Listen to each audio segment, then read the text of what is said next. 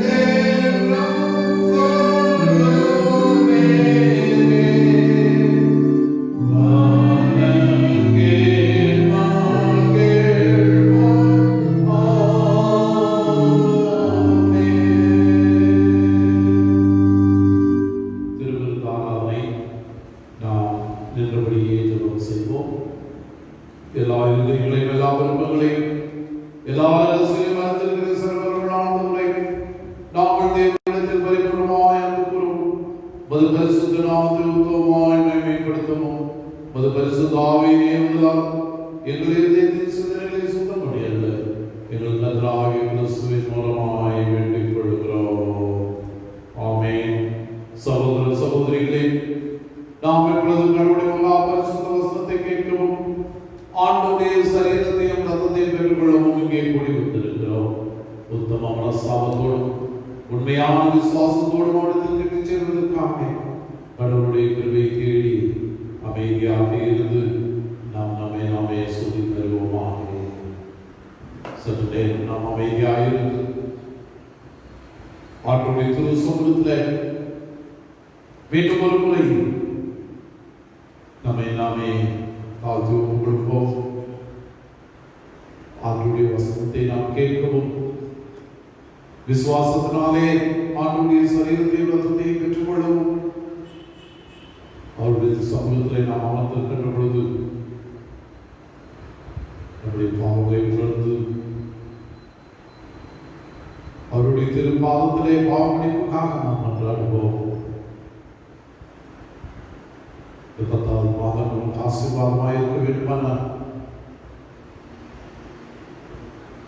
ஆண்டவருடைய திரு சமூகத்திலே நம்மை தாழ்த்தி ஒப்பு கொடுத்து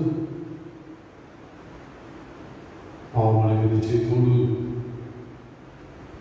இந்த மாதத்தை ஆரம்பிக்க நம்மை அழைக்கிறார்.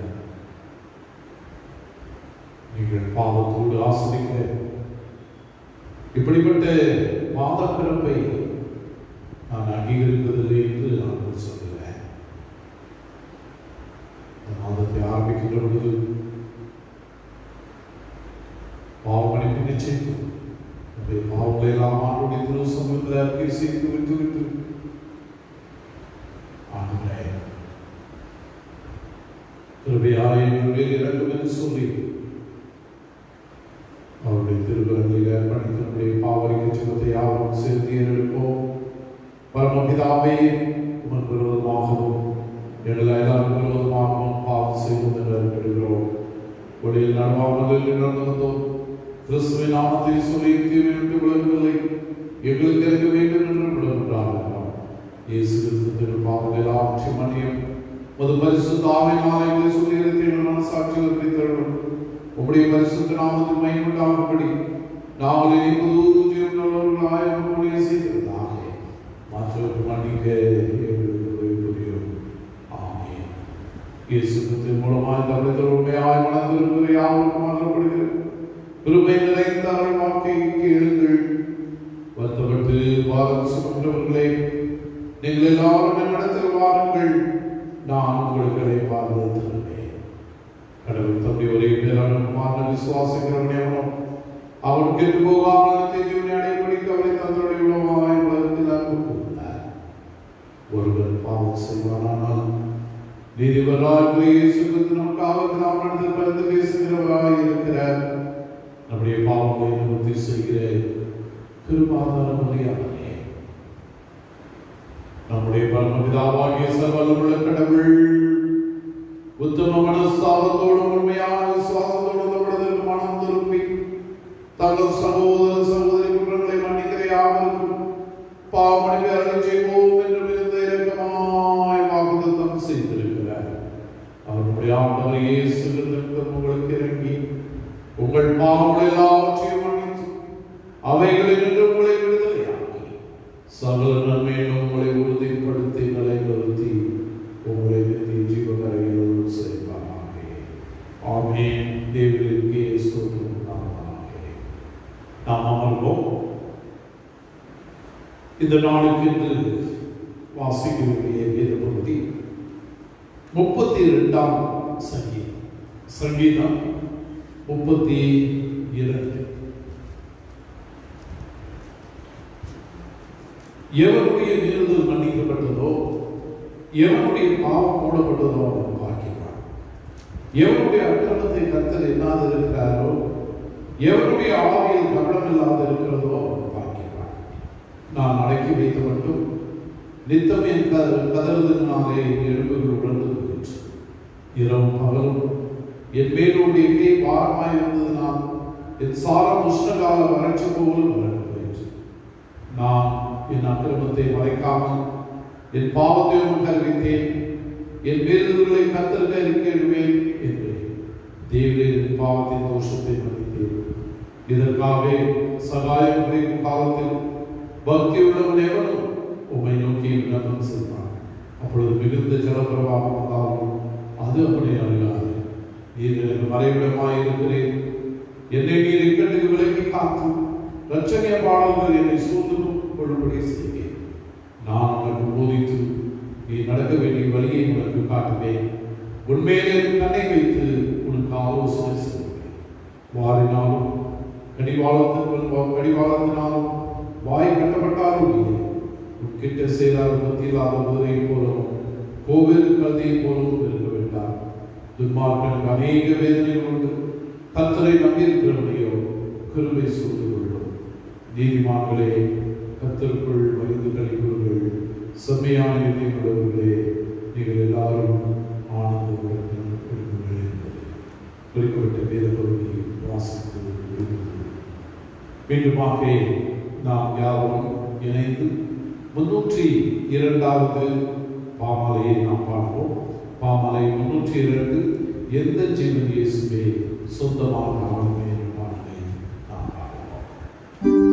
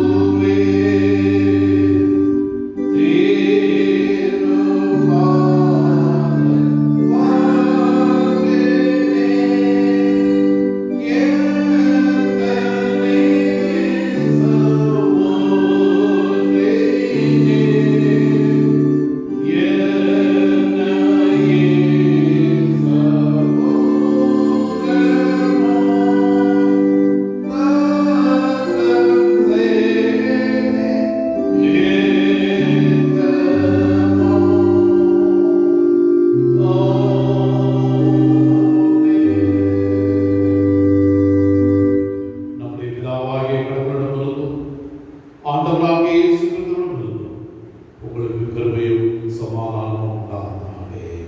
ஆமென். இந்த நாளிலும் மீண்டுமாக இந்த காணொளி வாயிலாக உங்களை சந்திப்பதிலே நான் மிகுந்த மகிழ்ச்சி அடைகின்றேன். ஆண்டுடைய பெரிதான கிருபையினாலே செப்டம்பர் மாதம் இந்த வருடத்தின் 9வது மாதத்தை நாம் நிறைவு செய்து 10வது மாதத்தில் முதல் நாளை காணும்படியான பெரிய கிருபையை ஆண்டவர் கொடுத்திருக்கிறார். கடந்து வந்த பாதைகளை நாம் திரும்பி பார்க்கின்ற பொழுது எத்தனையோ ஆபத்துகளும் விபத்துகளும் நம்மை சூழ்ந்து கொண்டிருந்தால் கைவிடாமல் கரப்பிடித்து வழிநடத்தி ஆண்டவர் இந்த நாளிலே ஒரு மாதத்தை நாம் முழுமையாக நிறைவு செய்ய ஆண்டவர் கிருபை தந்திருக்கிறார். இந்த அக்டோபர் மாதமும் ஆண்டவரை ஆசீர்வதித்து கொடுக்கும்படியாக இந்த நாளின் காலை வேளையிலே நாம் அவருடைய திரு சமூகத்துக்கு நேராக நாம் அமர்ந்திருக்கிறோம்.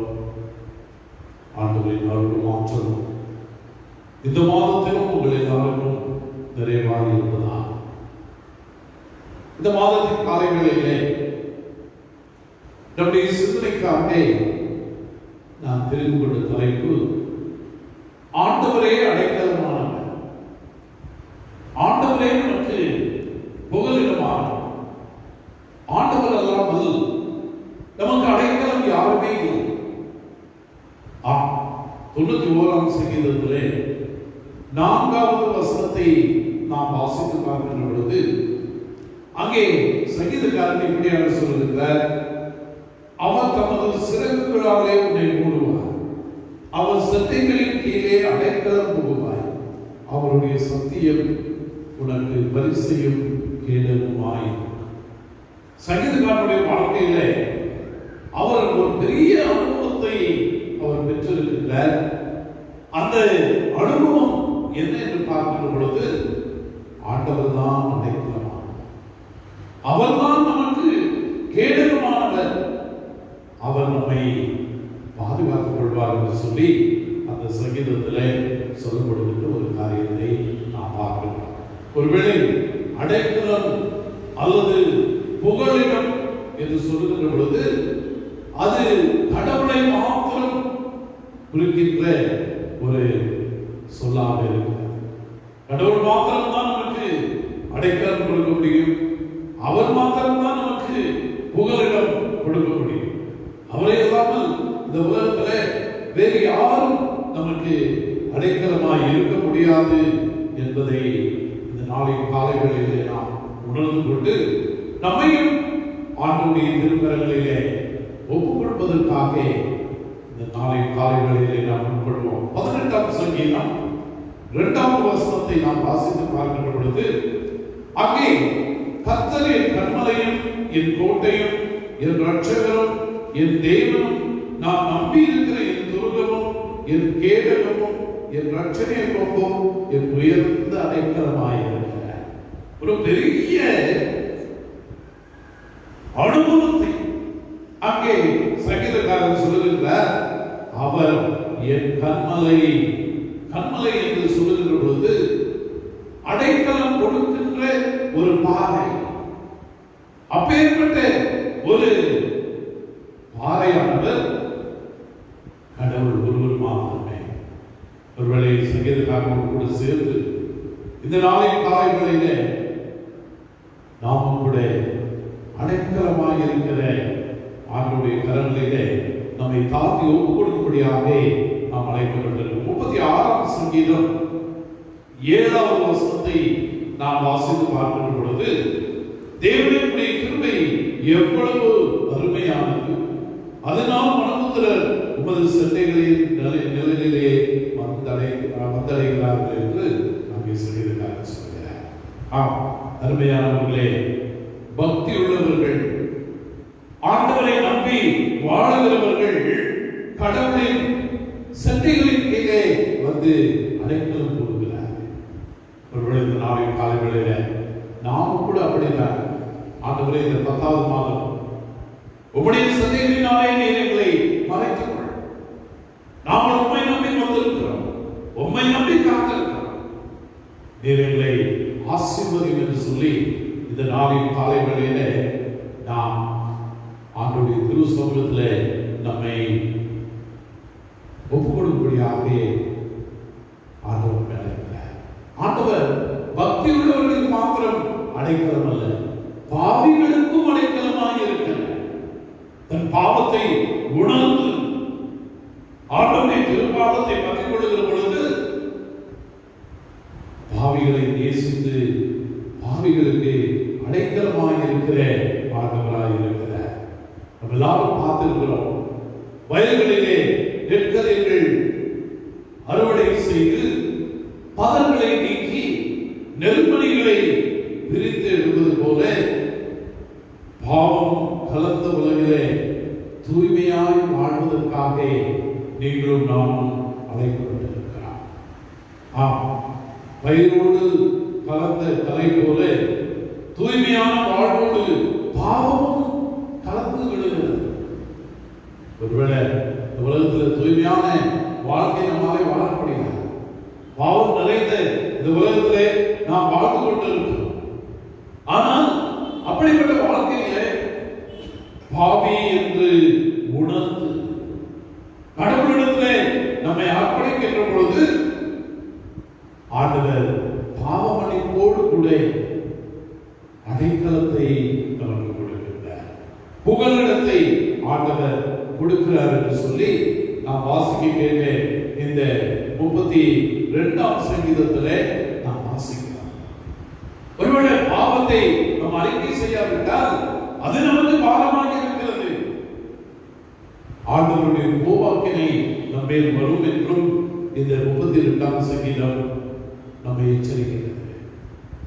பாவத்தோடு இந்த உலகத்திலே நாம் வாழ்வோம் என்று சொன்னால் 32ஆம் சங்கீதம் 4வது வசனத்தை நாம் பார்க்கின்ற பொழுது, இரவும் பகலும் என் மேல் உம்முடைய கை பாரமாய் இருந்தது.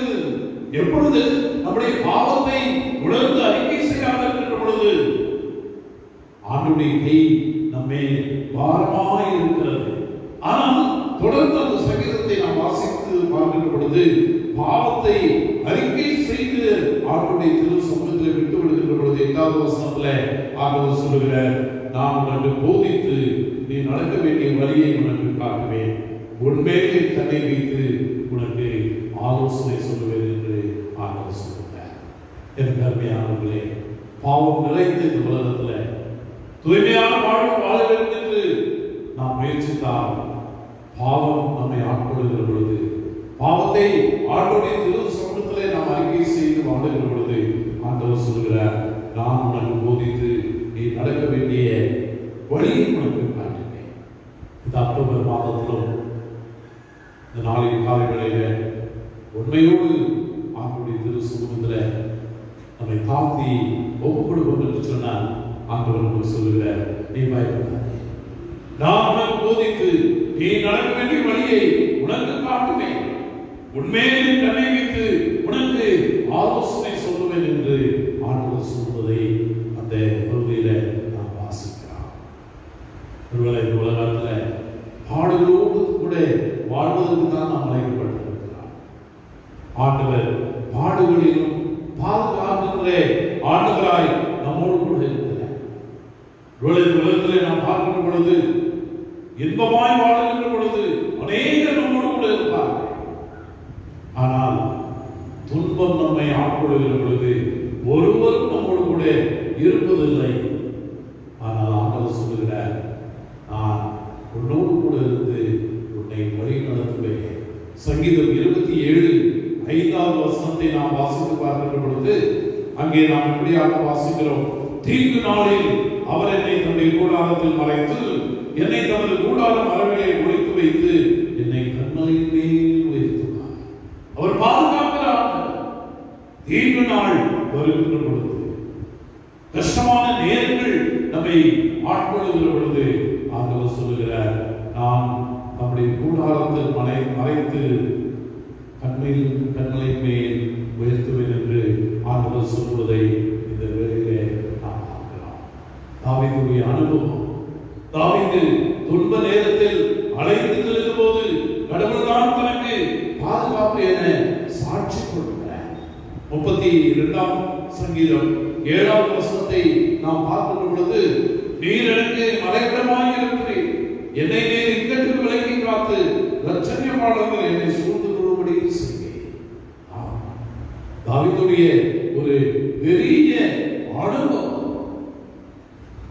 ஆண்டவர் எனக்கு அடைக்கலமாக இருக்கிறார், ஆண்டவர் எனக்கு கேடகமாய் இருக்கிறார் என்று சொல்லி அங்கே சொல்லுவதை நாம் பார்க்கிறோம். நாம் கூட ஒரு பாதுகாப்பு இல்லாத ஒரு உலகத்திலே வாழ்ந்து அடைக்கலம் இல்லாத ஒரு உலகத்திலே வாழ்ந்து கொண்டிருக்கிறோம். ஒரு கொடிய வைரஸும் நம்மை தாக்கிக் கொண்டிருக்கிறது, பயத்தோடு வாழ்ந்து கொண்டிருக்கிறோம். 46ஆம் சங்கீதம் 1ஆம் வசனம் என்ன சொல்கிறது? தேவன் நமக்கு அடைக்கலம் பலன், ஆபத்து காலத்தில் அனுகூலமான துணை. இந்த நாளின் காலை வேளையில இந்த மாதத்தை நாம் ஆரம்பிப்பதற்கு முன்பதாக, ஆண்டவரே நீர் என்னுடைய புகழ், நீர் என் அடைக்கலம், நான் உம்மையே நம்பியிருக்கிறேன் என்று சொல்லி ஆண்டவருடைய திருக்கரங்களிலே நம்மை தாழ்த்தி ஒப்புக் கொடுப்போம். இந்த மாதத்தையும் ஆண்டவர் நம்மை ஆசீர்வதித்து தருவார். அப்பேற்பட்ட கிருபையோடு இந்த மாதத்தை ஆரம்பிக்கிறேன். ஆண்டவர் தாமே நம்ம எல்லாருக்கும் பேசுகிறார். ஜெபம் செய்வோம். ஆண்டவருடைய திரு சமூகத்திலே நம்மை நாமே தாழ்த்தி ஒப்புக் கொடுத்து, ஆண்டவரே நீர் என் அடைக்கலம், நீர் என்பது நான் நம்பியிருக்கிற தேவன் நீர் என்று சொல்லி அவருடைய திருக்கரங்களிலே நம்மை தாழ்த்தி ஒப்புக் கொடுப்போம். ஒரு பாதுகாப்பு இல்லாத ஒரு உலகத்திலே வாழ்ந்து கொண்டிருக்கின்ற நிலைமையிலே தேவன் கிடைக்கிற ஆபத்து காலத்தில் அனுகூலமான துணைமானவர் என்று சங்கீதக்காரன் அனுபவத்தை நம்முடைய அனுபவமாக நாம் மாற்றிக் கொள்வதற்கு ஆண்டவர் நம்மை வெளிப்படுத்தும்படியாக ஆண்டுடைய திரு சமூகத்திலே நாம் நம்மை ஒப்புக் கொடுப்போம். இந்த மாதத்திலும் ஆண்டவர் நம்மை வழிநடத்தவும், நம்மை ஆசீர்வதிக்கவும், நமக்கு பாதுகாப்பாக இருக்கும். நம்முடைய பாவங்களை அறிக்கை செய்து அவருடைய திருப்பாதத்தை பற்றிக் கொள்கிற பொழுது உன்னதமான ஆசீர்வாதத்தை பெற்றுக்கொள்வோம் என்ற நம்பிக்கையோடு அவருடைய திருப்பாதத்துக்கு நேராக தாழ்த்தி ஒப்புக் கொடுப்போம். இந்த வேளையில் தானே விசுவாசத்தினாலே ஆண்டுடைய சரீரத்தையும் ரத்தத்தையும் பெற்றுக் கொள்வதற்கும் நம்மை ஆயத்தப்படுத்திக் கொள்ள ஆண்டவர் நம்மை அழைக்கிறார். ஆண்டவரின் சரீரமும் ரத்தமும் நமக்கு புது பலனையும் புது ஜீவனையும் கொடுக்கக்கூடியதாக இருக்கிறது.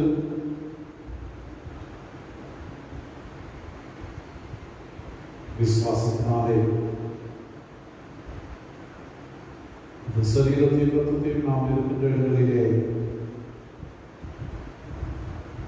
பெற்றுக்கொண்டே நம்மை ஆண்டவருக்கு ஒப்புக் கொடுப்போம். ஆண்டவரே நீர் பரிசுத்தர், நீர் ஸ்தோத்திரிக்கப்பட்டவர். தேவரே மனிதரை குற்றமாய் கூர்ந்து முதுவரை கரணமாகிய இயேசு கிறிஸ்துவின் தன்னை தரித்துக் கொள்ளவும் சிலுவை மரத்தை மீட்டுக் கொள்ளவும் அவனை தந்தருளினீரே. அவர் சிலுவை முறையை தம்மை தாமே ஏகபடியாக கொடுத்து சர்வலோகத்தின் பாவங்களை நிவர்த்தி செய்வதற்கு நிறைவு பூரணமும் போவதுமான பலியின் காணிக்கை பரிகாரம் செலுத்ததும் அல்லாமல் தமது அருமையான மதத்தை என்றைக்கு நினைவு ஞாபகத்தை நியமித்து தாம் திரும்பவர்களும் நாங்கள் செலுத்தப்படி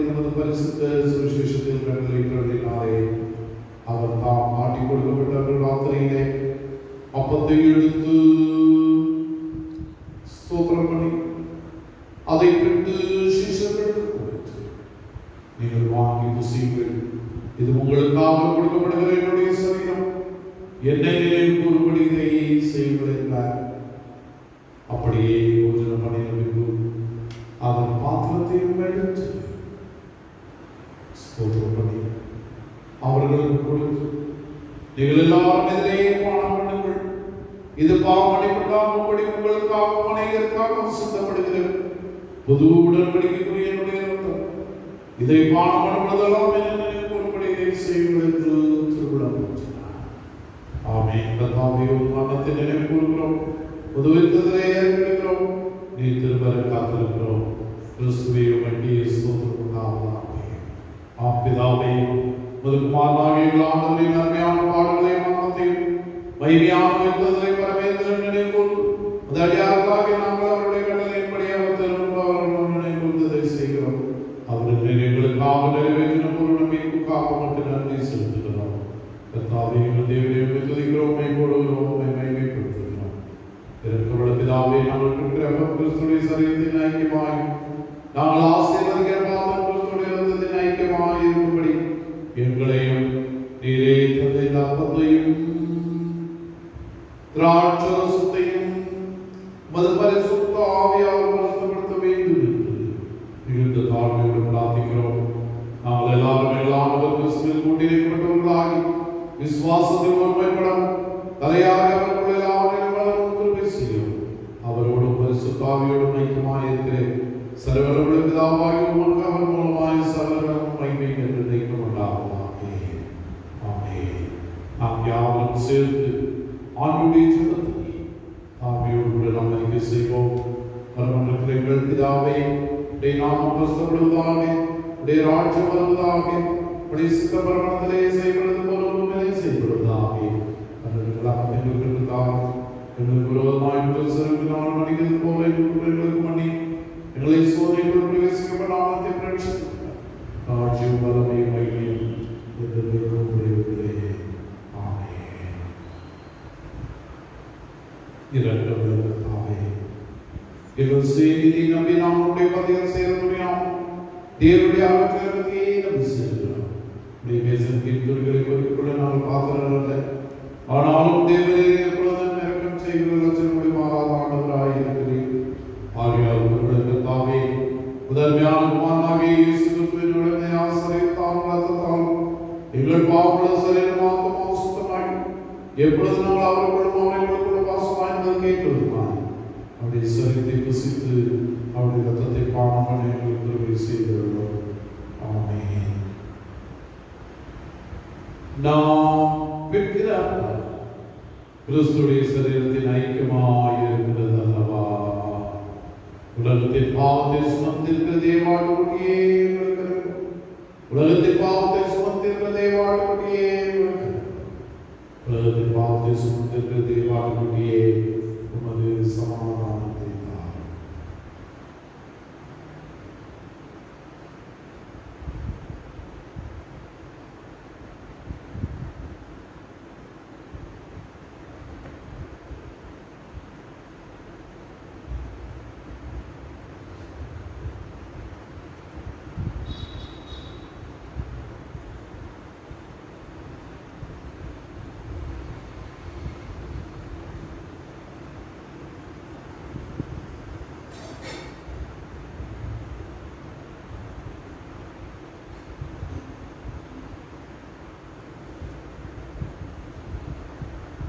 விசுவாசத்தினாலே ஆண்டவருடைய சரீரத்தின் ரத்தத்தை பெற்றுக்கொண்டவர்களாகிய நாம் ஆண்டவருக்கு நன்றிகளை ஏறெடுப்போம்.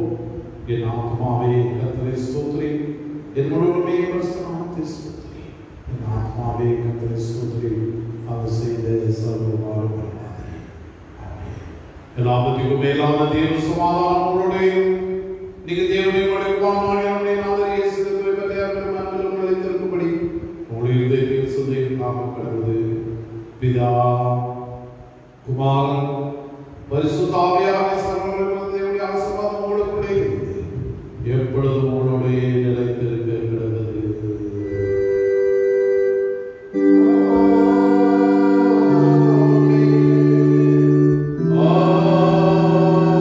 ஆமென்.